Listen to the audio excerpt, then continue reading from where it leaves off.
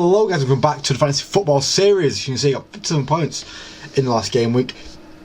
And as I also said, I'm changing how I'm doing my Fantasy Football series from now. It's going to be one episode a week where we talk about how the week went and how the week forward's going to be planned out. I'm not going to make any transfers in this video, and we're not making any transfers in these videos. These are videos to talk about what decisions I would want to make and I'm contemplating making. Starting with how my team did, anyway. As we said, Sells getting 2 points is not great. You know, he really should have got me 6 points. Thanks to an unlucky Sangar penalty. Cheers, pal. Frimpong only at 1 point, coming off in the 59th minute. This is what you want to see in it. 59 minutes played. Great stuff. Tarkowski getting 4 points, getting his defensive work in as I expected him to.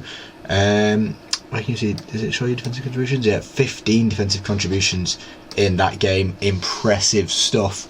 And I believe must get him 1 bonus point as well then. 2 points because he got 15 defensive contributions for me. And then Van de Ven getting 6 points. It's alright. It's alright. It is. Rice getting 6 points, doing exactly what I brought him into the team for, with a corner, sadly against United, but doing what I've expected of him. Mo Salah getting his goal, his usual goal on the opening game week, what I expected of him. And I think we're getting me 6 points as well, doing what I expected of him in Sunderland. You know, I think I made some good choices in midfield here. Cunha looked really good. Sadly, he couldn't provide me anything, but he did look very good in the game and promising going forward. João Pedro, my main worry was minutes, and he came off in the 72nd. I didn't do much throughout the game. He's probably on my watch list to be going out of the team at some point soon. I mean, Salah's actually on that watch list as well, because I was looking at Haaland going, yeah, he's gonna have a good year in there. Bone on 2 points. It was the only positive thing about West Ham, so I don't mind having him in the team. And Strand Larsen looks really positive, but once again couldn't do anything at C. C is a tough team. I thought I'd have him in the team to see what he can do, but he's not been doing much for me. Petri getting 2 points, many Sells, but he did look impressive with some good saves throughout the game, and it looks like he's going to have a good year for Bournemouth. Sarr getting 3 points, looking good, but improvements to be made. It's against Chelsea, tough team. James with a clean sheet, getting a yellow card though, and he's on set pieces, so I'm happy with keeping James in. And then Gabriel getting his clean sheet as you expect. So only players that are really on my watch list for getting out of the team right now are Frimpong, Salah and João Pedro. 3 very good players, but players that I just don't think are going to cut their value for me this year. We'll go through potential changes for all 3, but everyone else in the team I'm quite happy with, and understanding that, you know, not going to do everything every game, but they've all done what I wanted them to kind of see from in the game week. Look at the team of the week now. You can see Raya in the team of the week with 10 points. Very good goalkeeper in all he is. But using money elsewhere. Ballard having a great game week. Not someone you want to keep in the team, but 17 points on the first game week for the people that had him. Fair play. Calafiori, another player that I don't want to have in thanks to rotation issues. Even Lewis, don't have him in thanks to rotation issues. We had a really good game for City, and Calafiori obviously scored a goal for United. Semenyo getting 15 points with 2 really well taken goals. I think he's a player that I could look at potentially. Kudus having a good game as well. Not someone I want to look at. I don't really trust Spurs this year, but for those that do, fair play to you. Reinders having a really good game. Gundogan 2.0 he is, and he did look a bit incredible. He's someone that I really did contemplate bringing in. If I had to look at anyone this game week, a 5.6 million now, Tijani Reinders is very tempting. They've got a few tough fixtures coming up, but once after that tough fixture run is over, after that Arsenal game there, we'll see how he does in the right against you. Matt O'Reilly, someone I definitely don't want in the team, being linked with Juventus. Richarlison, 2 goals, but someone I definitely don't want in the team, just knowing his past form. Chris Wood, showing off in the first game week again. And Haaland, showing that he's City down for business this year, and he's someone that's not going to really come out of the team too much, and the goals are there for him to take. If we look at the individual fixtures now, we look at Liverpool beating Bournemouth 4-2. Ekitike looked very promising, goal and an assist. Obviously not making it into the team. Gakpo looked the most promising to me though. If I had to look at anyone from this Liverpool team, it would have been Gakpo from that weekend. Obviously Salah getting his goal, but yeah, Ekitike and Gakpo both looking more promising, especially for the value. Newcastle Villa, defensive wise, yeah, some real positives here in the team. Livramento being a big one for Newcastle. I was looking at Hall, but Hall was benched.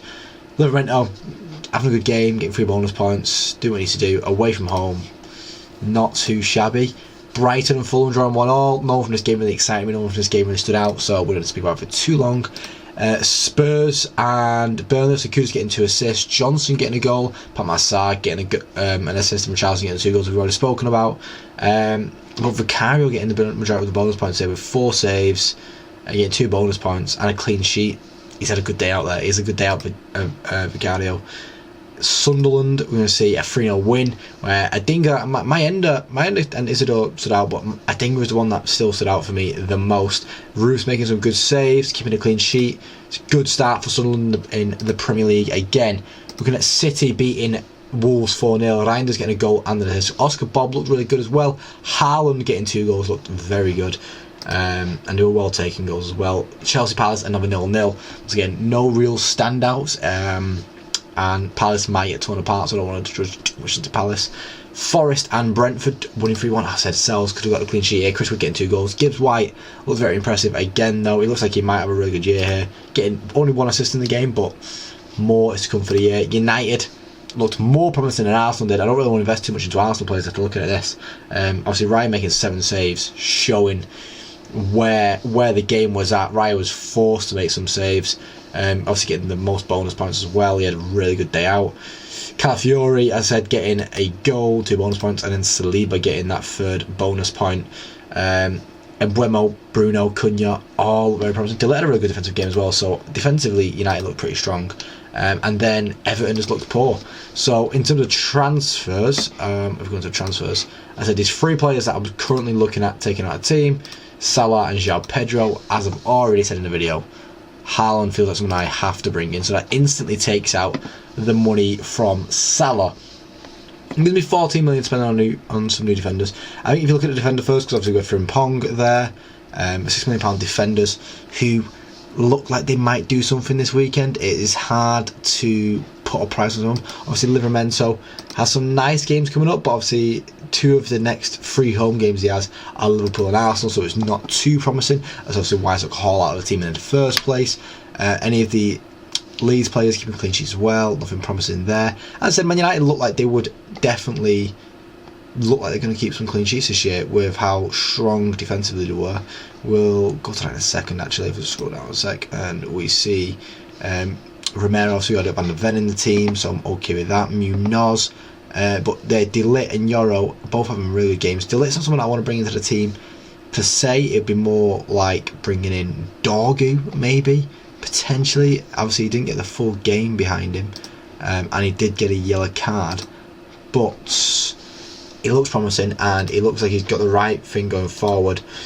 Is he someone I want to bring in right now? No, I'd rather just give the time to Frimpong and let Frimpong stay in the team right now. So obviously the change that I will be looking to make at some point soon is the Salah for Haaland swap. So that gives me 8 million spent on a midfielder before anything else. Obviously we could get injuries in the team where I want to change things, but Semenyo and Reinders making good accounts for themselves.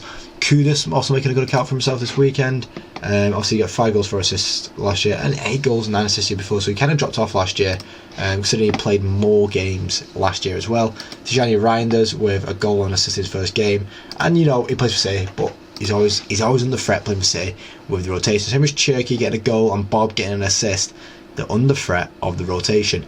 Gakpo would probably be someone that I want to bring in, to be fair, just down to the fact of he does step up when he's needed to. How many goals did he get? Actually 10 goals, 5 assists. And obviously not Salah numbers, but that's what Haaland's going to be in the team doing. So if you're bringing Gakpo, who is, it's still a cheaper option, you got 0.5 million remaining to spend on someone else, and he kind of covers the Salah points I'm losing slightly.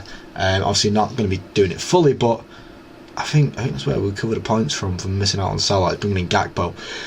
As I said, I think the midfield options are really good so far. I think João Pedro and Frimpong are the players that I've been iffy on. Whether the performance that I've seen wasn't the performance that I wanted to see.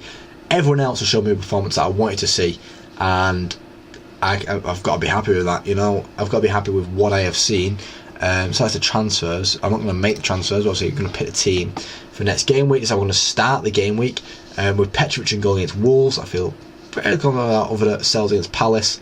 James, Tarkowski and Gabriel being defenders. Obviously, Gabriel being against Leeds, Tarkowski against Brighton, and James against West Ham. I'm confident of them all doing something. Rice against Leeds as well, I'm confident with him there. Sarri against Forest, confident. I think we're against Burnley, I'm confident with that one. Cunha against Fulham, I mean, the performance that he put in the other day, yeah, I'm confident with it. It's Fulham away where it can be iffy, but I'm still confident. I don't think Fulham were impressive this week. Salah against Newcastle, we know that's all against Newcastle, so yep. João Pedro against West Ham away, and then Sean Larson against Bournemouth away. Two tough fixtures, obviously. Bowen will be at home against Chelsea, but after the way West Ham played the other day, I think Chelsea are going to be a bit stronger and not fall to that. Frimpong against Newcastle, I'm not confident on. I don't think Newcastle will score. I don't know. Newcastle don't really have that threat right now. Potentially could bring in Frimpong for someone. I don't know. We'll figure that one out. And Van der Ven against City. I'm definitely going to play Van der Ven against City. It's City, and it's a tough game to decide what's going on. But that is the team right now. I've not sent anyone captain. Salah and Sarr are the top 2 contenders, but Cunha could put his name in the hat as well. But that's going to be the end of the video now, guys. If you've liked the video, please leave a like, see more, subscribe, because more than every single day. Thank you for watching, guys, and hopefully I do catch you next time. Cheers.